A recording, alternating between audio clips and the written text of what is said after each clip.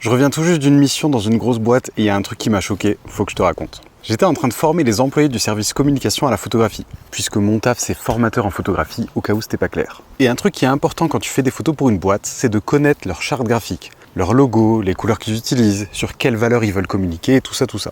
Et là, la responsable du service communication, elle me dit « Ah ouais, un document qui récapitule tout ça, je te l'envoie. » Maman, si je m'attendais à recevoir un truc comme ça, elle m'a bien envoyé le document de la boîte et il fait 126 putains de pages.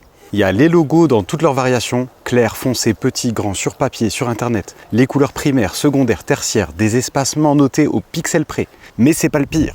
Quand j'ai demandé à la meuf si elle utilisait ce document, elle m'a répondu « Honnêtement, la plupart des gens savent même pas qu'il existe. » Et c'est là que j'ai compris. 1. L'équipe qui a produit ce document, elle a probablement bossé pendant des semaines pour prendre les décisions graphiques et pour les répertorier d'une manière lisible dans un document. Et accessoirement, elle s'est rendue au boulot tous les jours en utilisant des dérivés du pétrole, mais on va pas rentrer là-dedans maintenant. Et 2, les premiers consommateurs de ce document, c'est censé être le service communication.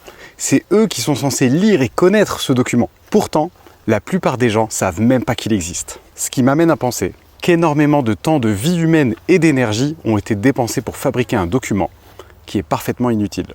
Et j'ai bien l'impression qu'aujourd'hui, énormément d'emplois produisent des choses qui servent un petit peu à rien. Mais alors, comment on fait pour faire tourner cette économie s'il y a énormément de tafs qui produisent rien de vraiment utile? Comment ça se fait même que ces tafs, ils sont même souvent bien payés?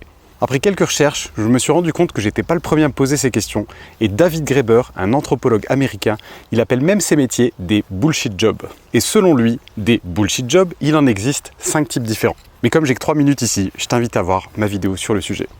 Des bisous.